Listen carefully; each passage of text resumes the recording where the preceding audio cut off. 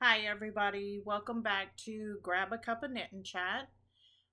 Today is February 16th, 2026. It's President's Day, so I have an extra day off, so I'm filming today. It's about 11:45 a.m. on this Monday morning, and I have peppermint tea in my cute little pretty lady cup, as my partner calls me. He's so sweet. Um, so let's just get right into it. There's not a whole lot. So my peppermint tea is Twining's pure peppermint, and I've sweetened it with some fire cider honey. If I remember, I'll put the little recipe in below. If you are into herbs and stuff at all, Rosemary Gladstone has fire cider that you can take during the winter months to kind of help keep on top of the congestion and stuff, kind of like a elderberry syrup type thing.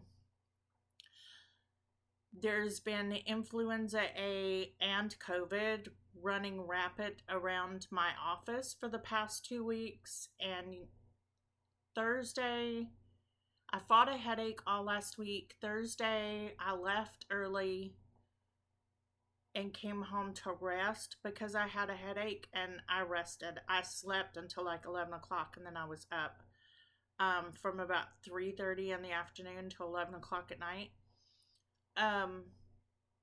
So instead of doing the fire cider that takes 6 to 8 weeks to sit and ferment and do its thing, I did the fire honey, which is basically the same ingredients, but you mix it as dry seasonings, powdered like turmeric and ginger powder and cinnamon and stuff like that, into the honey, and then you can just use a little bit. It has a little bit of spice to it. If I remember, let me jot it down. I'll put the recipe down below in the description.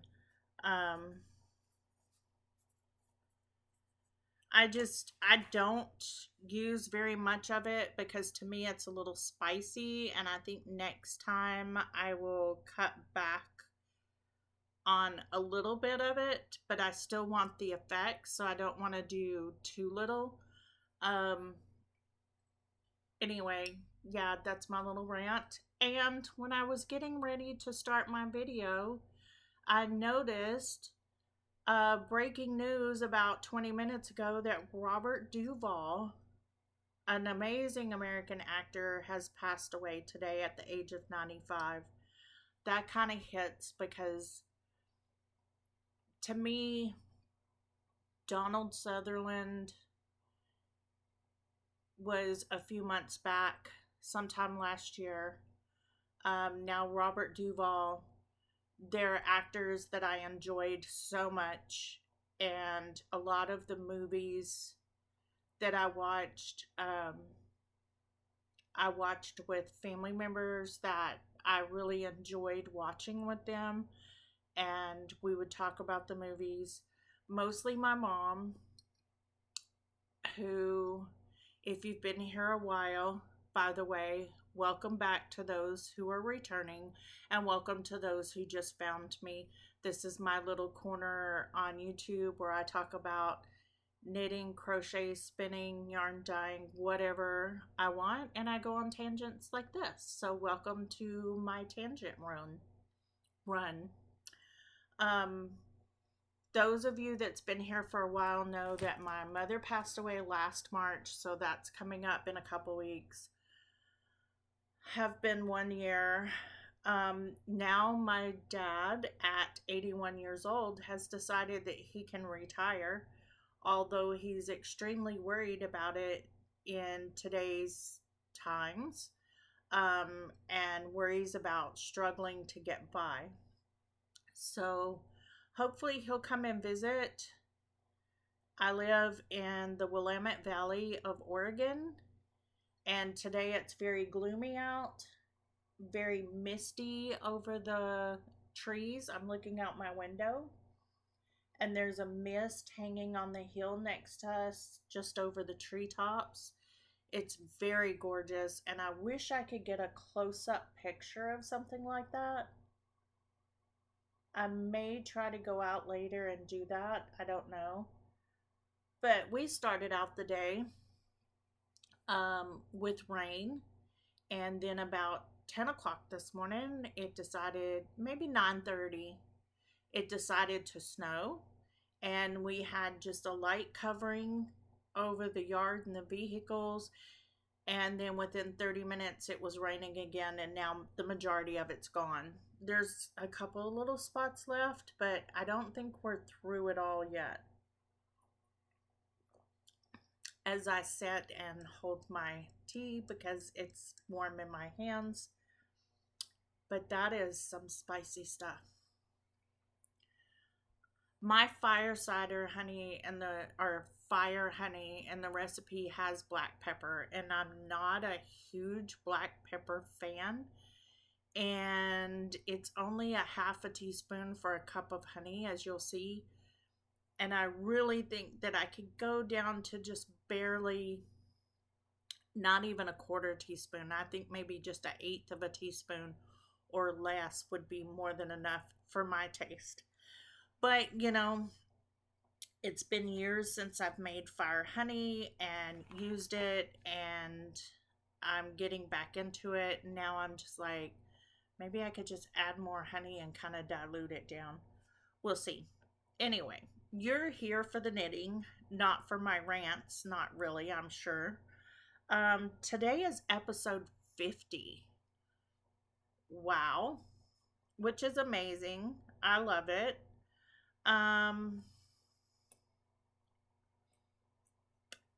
Let's see, what have I got to?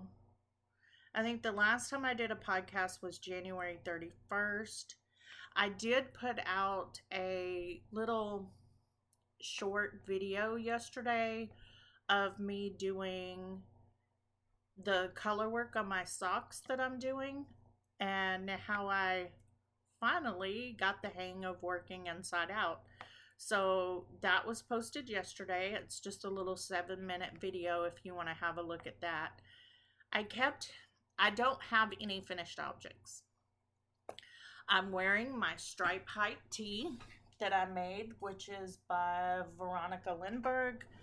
I've talked about it before. It's in different colors from Knitting for Olive, and I'm not going to bore you with all of that. Sorry about the shaking. I'm just trying to get my chair comfortable. For some reason, I'm not very comfortable today. So I'm going to go into those socks. They're in my cute little bag, which is Nightmare Before Christmas Valentine's Day bag. I picked it up at Walmart. They have these cute little makeup bags, and I really like them for like socks, like this one, and then I think I showed the other one before. They just make cute bags for socks, especially since you can. I don't like the zipper. I'm trying to get away from zippered bags, but every time I find a cute bag like this, I can't help it because they're like $5 or less sometimes. And just throwing a sock in this and throwing it in my purse or my work bag is awesome. So my Farmer's Daughter Fiber February sock set came in, and I started this pair of socks, and I'm going to have bad glares today. I'm sorry. I'm going to try. That puts me really dark. And if I do it that way, you're just going to see the ring light glares. So it's one way or the other. Golden Garden Socks by Fairlight Fibers is the socks that I'm making. You should be able to see that. It's got a little heart motif, and then you can see here there's another little motif right before you start the toe decreases. The top, I know I said I wasn't going to do pattern on the top of the foot, but this pattern is a, let me see.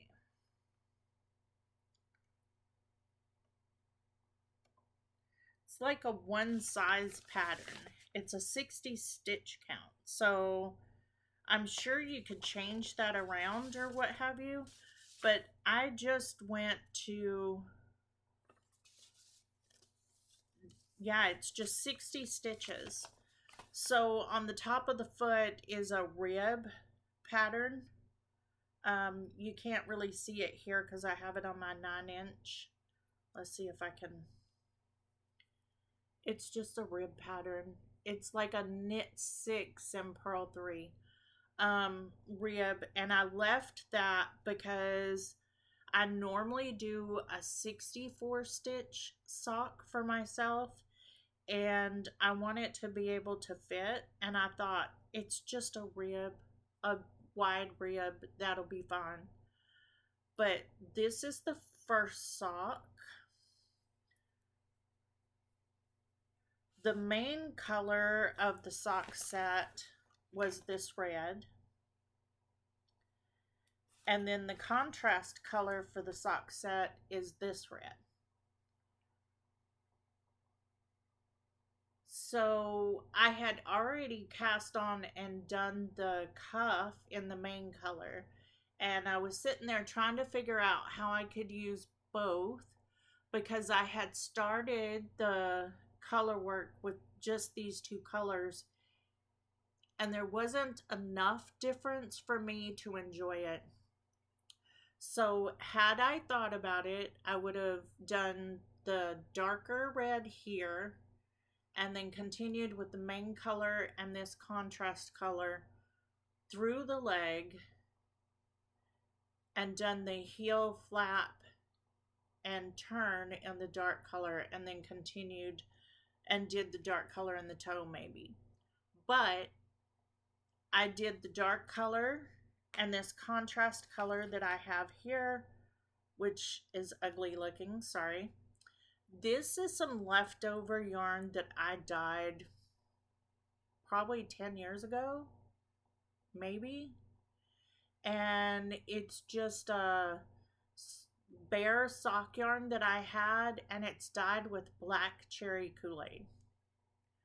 You can see the dark there kind of matches the dark contrast. And there's a couple of little blue blips in here because I was dyeing some other stuff and got blue blips, but I don't care. It really matches. You got the light pinks, you got the darks. I really enjoy it. So I'm doing the main color, the two contrast colors and the color work, and then the main color again to the next color work band. I'll do in these two colors, and then I'll finish it out in the main color. I don't know. But my little video, or my little short video yesterday that I did of the color work, I was showing you as I was working on this sock.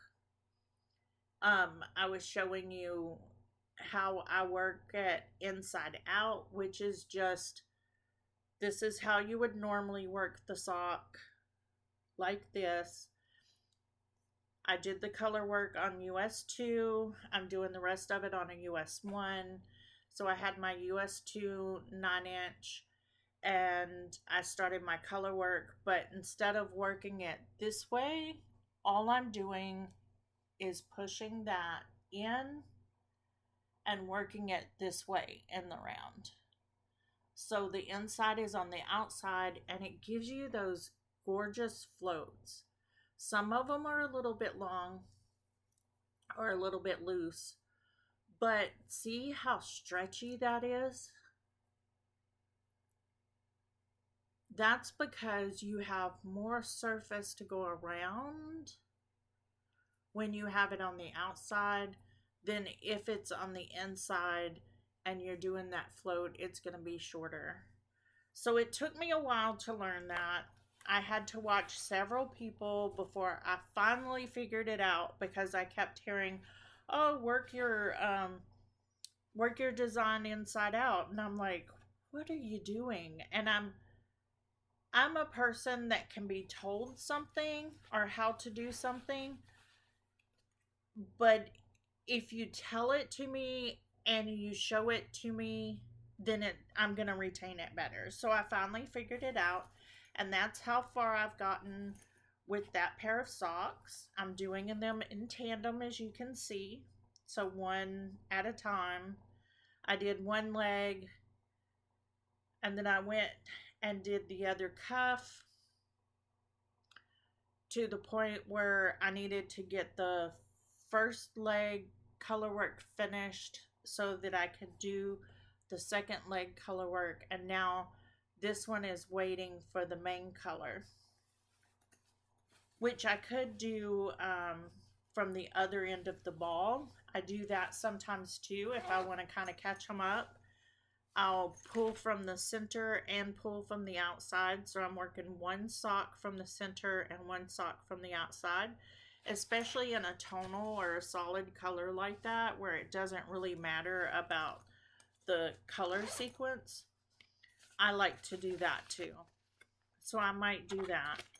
I started those on February the 1st, and now it's the 16th, and I have 2 weeks to get them finished in February.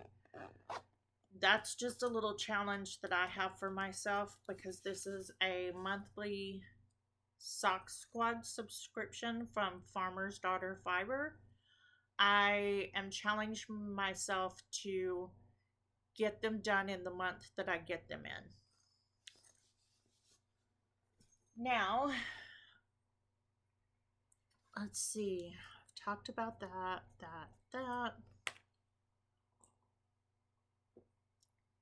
I tried really hard to finish something for today's video, to the point where I spent all day Saturday. I was in Portland Friday all day. That was a very long day. And because it was a weekday right at the weekend and it started raining and I started back like a dummy in the high traffic time, there were a couple of wrecks. So what normally would take about an hour and a half drive took me 2.5, almost 3 hours. Because on I-5 I could not go more than 20 miles an hour. But all day Saturday I sat down and worked on my Sophie Hood. Let's look in my... Oh, I do have a finished object. I lied, because when I went to Portland on Friday, I took it and I gifted it. So I did Pax the Alpaca. That's the pattern there. And that's by, who's it by? Amanda Berry. That's Pax the Alpaca. And then let's put some light on that. This is a picture of my finished one. I took that right before I took it to my youngest child.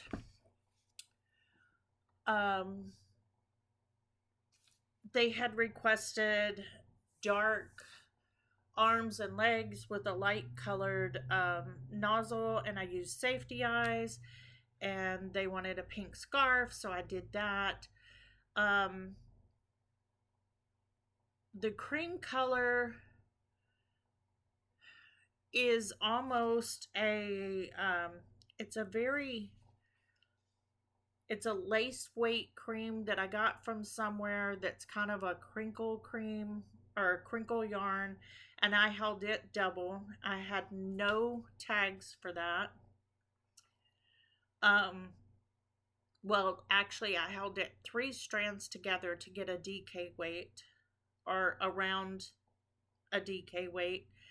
For the muzzle, I used Sawkill Farm Gray Undyed, which is a wool merino mix, half and half, and that was DK. And for the arms and legs, the dark color, I used Mountain Meadow wool in Cody dark gray, and it's a sport weight. And then I used Kobo by Lion Brand in a pale pink for the scarf. So I started that on February the 1st, and I finished it on the 12th, and I took it on the 13th. And stuffed in all, it was 211 grams. And I didn't weigh it after I sewed it together, but I had all of the pieces just laying on the scale unsewn. It was about 96 grams for just the pieces, the knitted pieces, and that was before it was seamed, because this stuffed animal is knit flat and seamed together, and I hated that. Just putting it out there. I just hated it. I would prefer that it be knitting around. Okay, that's that. So all day Saturday, I worked on my Sophie Hood by Petite Knit. This is it right here. Mark Vogel on YouTube is doing a sparkle along or spark along, and this is what I started for that, because he's doing a Sophie Hood but with a sequins in it. This is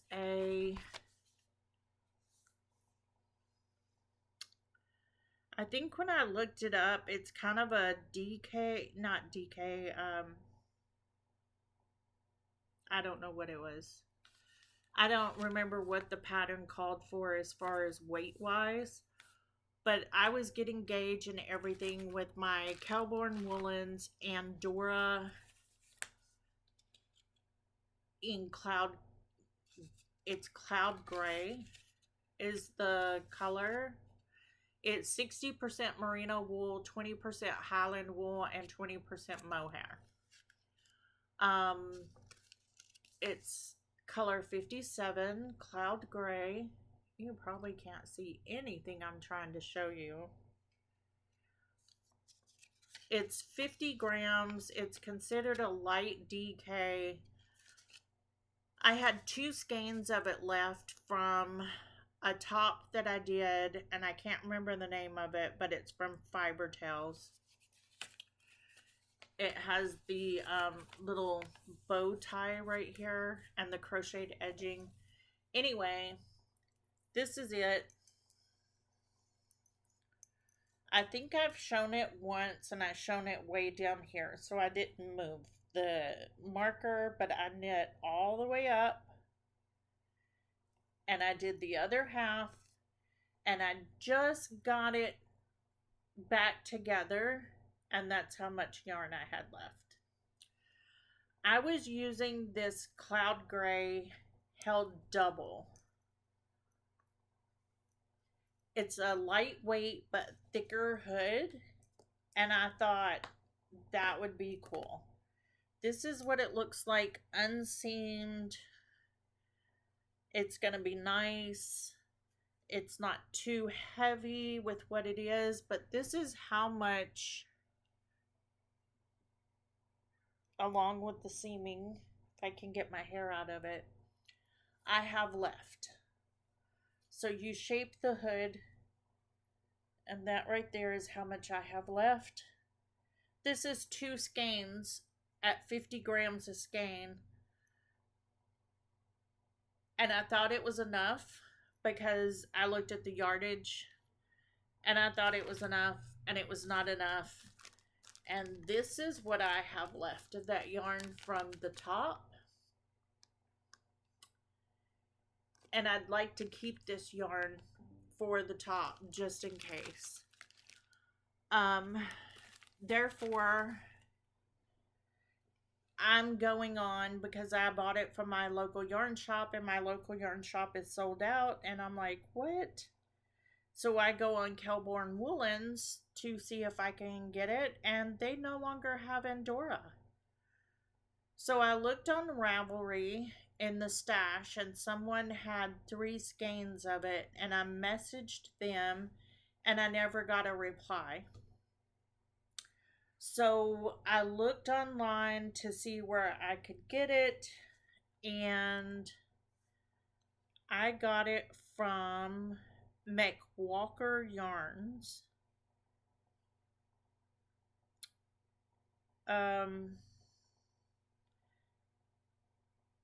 Which was a reasonable price. It was like $12.50 plus shipping, which was like $19.50. But the thing about it is my local yarn shop was selling it for almost that amount just for the skein in itself. So I bought that on Saturday after I ran out. I found it and I was like, just forget it. I'm going to order it from there. And I got a notice today that they packaged it and it will be sent out tomorrow. So then I can actually have a finish. But what I was going to show you is you see this right here hanging down. That is a thread of Coates and Clark metallic. It's a silver metallic. And as you can see, I'm starting to get down there on that too. This was a brand new spool when I started. So I may have to get more of this as well. I may need to look tomorrow when I go into town and grab it just in case. But what I'm doing with that is this pattern has an I-cord edge, and I'm doing the I-cord edging. You can see it better here. I'm doing the I-cord edging plain without the metallic thread, and then I'm just using the metallic thread in the middle. And I think whenever there's some spots where it like sticks out here and there from doing the I-cord edging, like on the edge here. But I think once it's blocked, that'll look very nice. This is a thick, that's why I'm holding it double, is the yarn in itself. I mean, you can see it here. It's a nice, light, fluffy, and because it's that fluffy yarn, it's more like a fingering weight. But because it'll fluff up, they deem it a DK. So I held it double to get a nice, thicker yarn. And then I have that metallic in there for a slight shimmer. I mean, you can see it, but it's not overpowering. So as soon as I get the yarn in, I'll get another thing of that thread, because I can use that thread on anything. I had a copper thread and a silver thread, but it was thick and rough, and I don't want that around my head. This is barely noticeable when you're knitting with it. You don't feel it at all. So to me, that made it really nice to knit it along with your yarn and give you a little bit of sparkle too. And I got it at Walmart. It was like $2 for a spool. Okay, but it's so close. I worked on it exclusively, and I did that all day Saturday so that I could try to get it finished. And then I ran out of yarn. And I thought for sure I was going to have enough, but you start with your few stitches and then you increase and then you decrease and increase to shape the hood. And I did all of that, and then I started on the other part, and I got it past that part and just started the decreases when I ran out. So I'm almost certain that I won't use the entire skein when it gets here, but it might be close. I started that on January 10th of 2026. And there's no excuse for these things not being done. It's just, if I had gotten there before now, I might have caught it before my local yarn shop ran out of it or something. But I didn't. I get bored. And the next one is going to show you, because I don't even remember when I started my Quadrophenia. But this is the very last section. The Quadrophenia is by K.F. Jones from the Bakery Bears. I'm housing it in this cute little snowman bag I got for Christmas. It's basically 4 triangles made out of, in her pattern she uses mini skeins from like an Advent. In mine, I'm doing nothing but scrap yarns.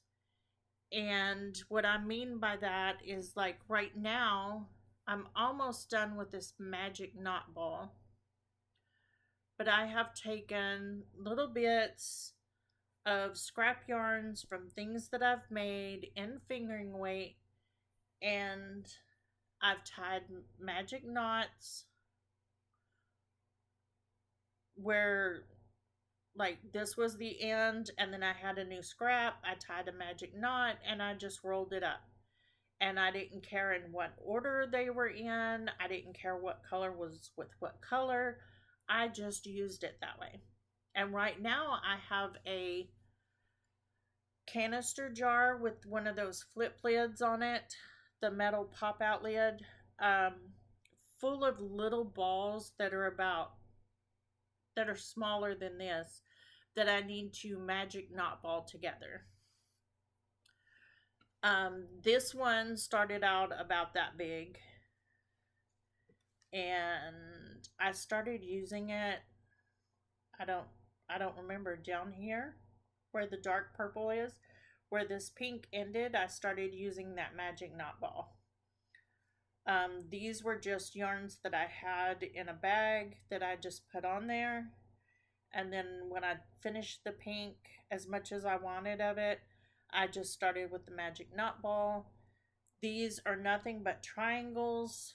You get it to so many stitches, and then you sew them together where the point here, when they're sewn together, all 4 points make the middle, and then this is the outside edge. So you'll have one here, one here, one on this side, and one on the bottom.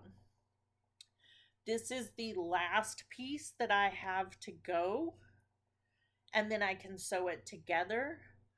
I probably will wash it, but I won't block it, because this is just something that will be thrown in the chair or thrown on the couch or in the camping stuff, maybe in the car for whenever we take a trip, that kind of thing. So I probably won't block it, but I will wash it and then lay it out, flat to dry. I just won't like pull it to any specifications. But I am on I have just over 150 stitches on here. It's pretty simple. You're increasing on the right side, you're just knitting on the left side. But I get so bored of that. I could have finished this yesterday, but I work on it for a little bit and then I'm just like, and I don't have that much to go. I just need to work on it and finish it. And I probably won't get all of these in there, but this is what's left in my bag to go in.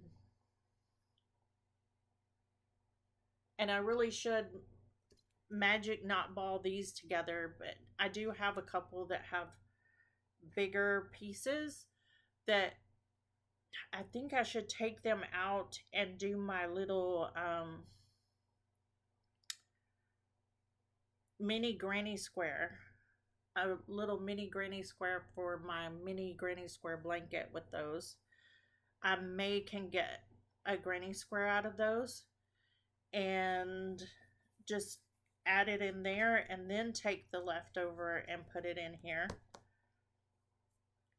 But this is a tangled mess. But then again, I'm a tangled mess, so I guess it really doesn't matter, does it? It doesn't matter to me. I'm going to sit here and untangle it. I just get bored so easy, and I hate saying that I get bored with a pattern, but it really is one of those simple knits. I struggle with losing weight, and I struggle with my weight, and recently got a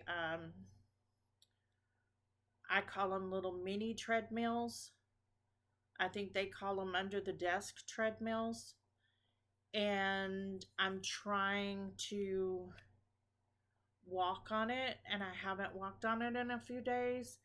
And earlier, because I'm just sitting there doing this, and it's so what I call mindless. I got up and I just started working on it and walking on my treadmill, which is a little difficult because not because it's hard, it's because of the width that I'm at. It's hard to hold in my hands. I do have a Seahawks yarn hat going, a Musselburgh hat with a yarn called 12s from Fiber Hustle. Yay, Seahawks! If you're a sports fan, you know, they won the Super Bowl. Love my Seahawks. And I was working on that hat the entire time they were playing. And I think something like that, that little 16-inch stockinette just knitting in the round is perfect for the walking. But I'm trying to get this finished. So I used it on the treadmill. I've lost my ball now. It went on the other side. So I was trying to knit it on the treadmill and it's just too cumbersome and I needed to get up and move around. Boy, this thing just wants to run. Now, what else? I want to finish, if you've been here, I keep saying that. I have so many whips, and it's my own fault. It's my own doing. I get that. I get bored. I'm trying to plow through the Quadrophenia and get it completely done and put together so we can use it. So I could start another scrappy blanket, which I have my miter square blanket. I have my hexie puff blanket. I also have a big, thick reading shawl by KF Jones from the Bakery Bears that I'm working on that I haven't touched in months. I need to get that done.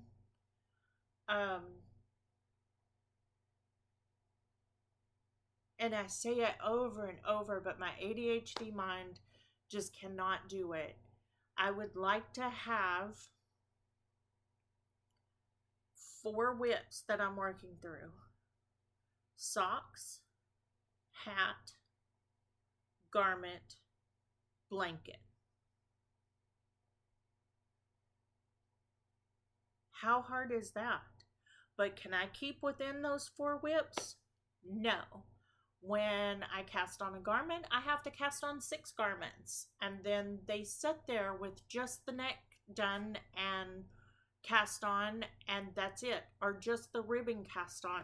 I'm supposed to be in another make along with Jeff of losing my knit, and I can't remember the woman's name, but it's just my size or something like that knitting. And I've done the ribbing for my pressed flowers cardigan that I was doing for that, and I realized that the ribbing was supposed to be done in a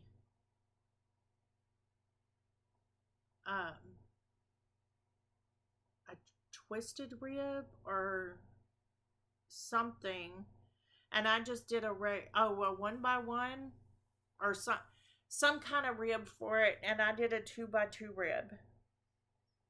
And I was trying to use fingering weight yarn and rearrange it to where I could do fingering weight yarn, and I really just need to hold that fingering weight yarn double and do the DK and be done with it.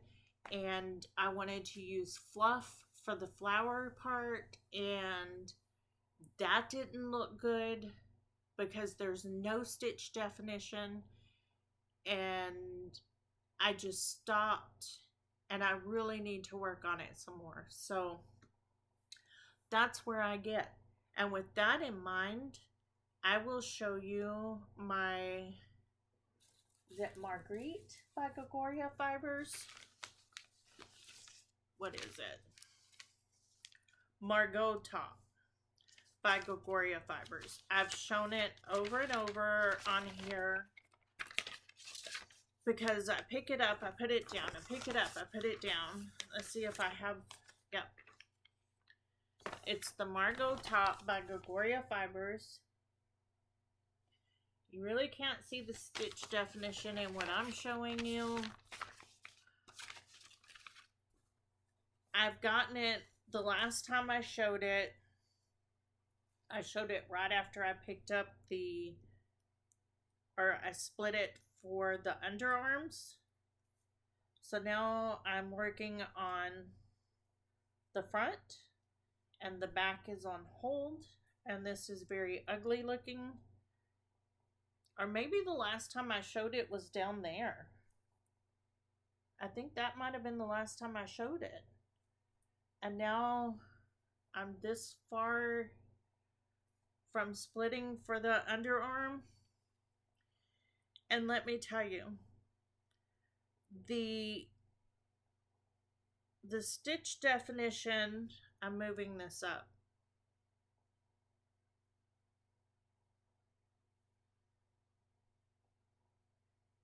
So we know where I was next time if I get any more done on it. The stitch is the same. It's the same pattern. The way you do it is different because instead of working in the round, you're working flat. So you have to purl one side and knit the other. And it's a knit purl pattern, and it's a stripe, and I love it, and I can't wait to have this. It's definitely going to be a product knit. My problem is I did that. I had to do it 3 times. And then I had to do this twice so far because I've messed up.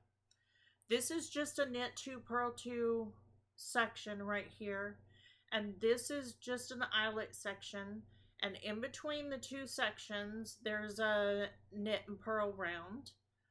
But when I did that section, when I did this one, I messed up because there's an edge stitch where you're going to pick up your sleeve rib on the sleeveless part. and I counted it when I was doing my counting, and I wasn't supposed to. Those are supposed to be completely different. As you see, I have a marker here now to show that I have an edge stitch, and then my pattern starts. And then down here when I'm doing it, I didn't have that. Now I do. So I kept messing that up. So I messed up the knit 2 purl 2. And then the in between section, or what they call the division section, is knit purl in the round, but in the flat you have to knit it's different. You're not purling, you're knitting, because you have this garter stitch look. Anyway, that was, I picked it up because I want to finish a project. It's from the bottom up. I'm going to show it to you like this because you can kind of see it's from the bottom up. And then you have your back piece on hold and your front piece is split, and I'm working on the front piece, but I've done the beginning of that front piece a total of 5 times now, and it's one of those things that I need to just slow down. And I'm told that all the time. We've been playing Mario Brothers 3D on Nintendo, and I keep getting told, Maggie, slow down. And I want to be done with it. And I just need to sit down and work on it and be like, okay, once I get in the habit of working it flat, I'll be fine. I can work through it. But because I was just going and going and going with it in the round, I needed to switch over to knitting flat, and I keep wanting to do it in the round. So when I'm working the wrong side, I'm wanting to do it like I was working in the round instead of just working the wrong side. That's a lot. And the other thing that I picked up was, I picked it up last night. It is my,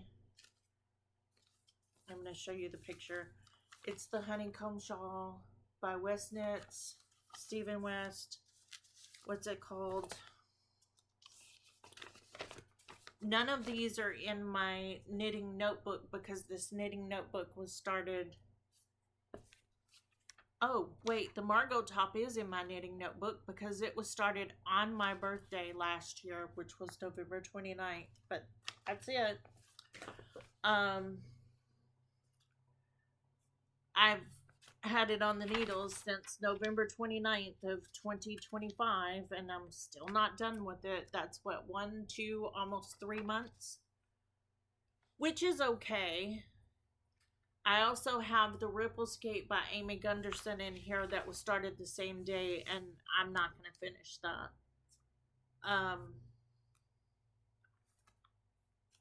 And then my little mini granny square blanket, random fingering weight, all colors, using a size E hook. They're little 5 round squares, and I think this right here can get me a 5 round square with a little bit left over, as well as this one. I don't think this one will. I may have already done one in that color, and maybe one in this purple, but we'll see. So they're about 2.5 by 2.5 inches. If I add some to it, I'll try to remember to show it next time. But yeah, I don't know. Sorry, I got Painting Honeycomb Shawl. That's what this is called, by Stephen West. Oh, I didn't hold that up very long. Sorry. Painting Honeycomb Shawl.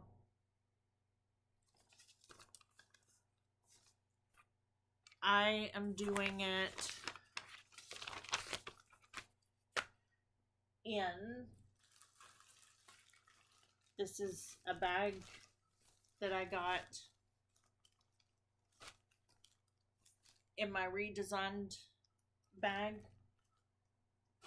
Um, I have all kinds of scrap yarns in here. Some are larger, one skein.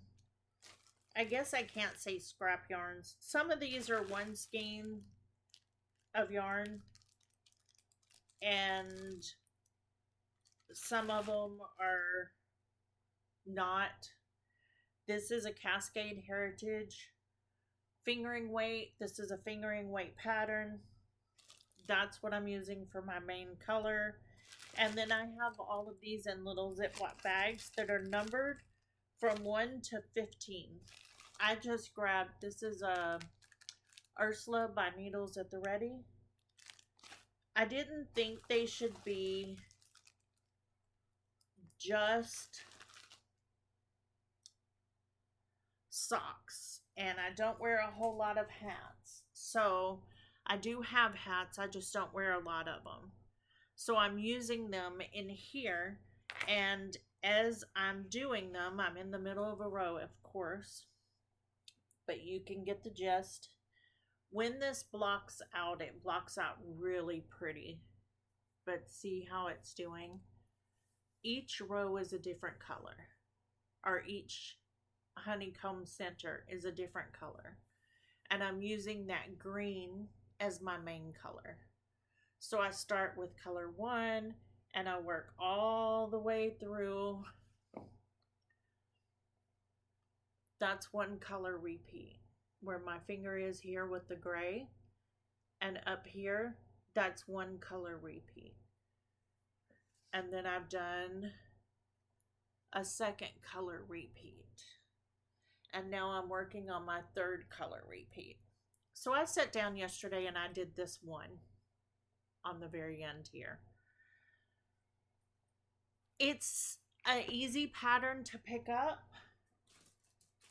Once you get the hang of what you're doing, it's a simple pattern. I'm finding it's really good to use those single skeins of yarn.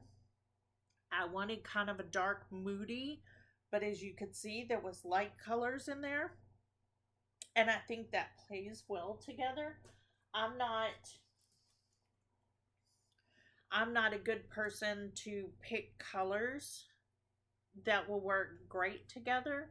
So by using all of these, I have those bright pops, and I have some dark ones, and I have variegated, but I think this main color kind of brings it all together. And I have enough yarnable sock yarn skeins that I think I can do a second one. And it's like different sizes, but the size is on, I think there's like a small and a large. I'm doing the small honeycombs, and the small honeycombs is just the size of those color pops is the only difference. This is supposed to be a wingspan of 90 inches by 42 inches long after blocking. So 90 inches this way and 42 inches this way. So it's going to be kind of large. I don't know. We'll see. But that's what I'm working on. Thanks for hanging in there. There's not a whole lot else that I'm doing. Oh, the picture that I had of Pax the alpaca, I printed on my Sprocket by HP. It's a little Bluetooth printer. I just take pictures with my phone. I have an Android, and then my little Sprocket hooks up by Bluetooth to my phone, and I can send it to my phone, and it makes these, I want to show you one that I can actually show.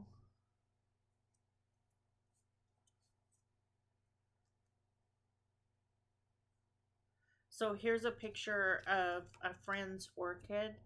She sent me a picture of her orchid in bloom, and I asked her if I could take a make a sticker out of it, because this um, prints on HP zinc paper through the sprocket, and it's a sticker back. So you just tear off the back and it turns into a sticker, and then I can use it like I did here with my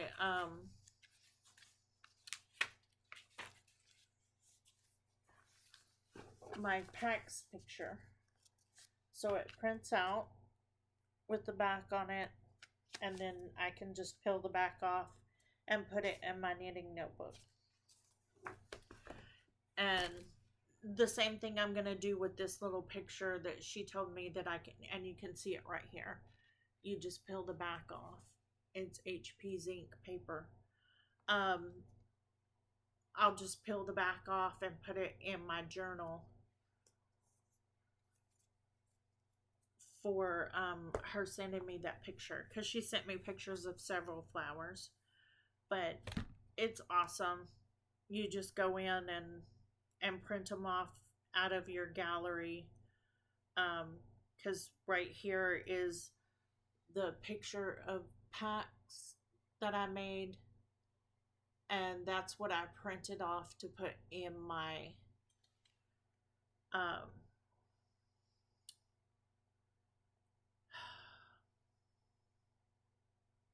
knitting journal. And then that's the picture of the orchid, and I just kind of blew it up to show just the blooms and the pot, and that's what I'm going to put in my journal. Just thought I'd let you know. What else? I think that's it. I really appreciate you sticking around the whole hour to listen to me ramble and not show a whole lot. I didn't have a lot done, but I hope I helped in some way, some form, some fashion, and I hope you enjoy your Monday afternoon. I think I am going to go back downstairs and play some more video games and knit on that Quadrophenia some more. So I hope you take care of yourself. Thanks.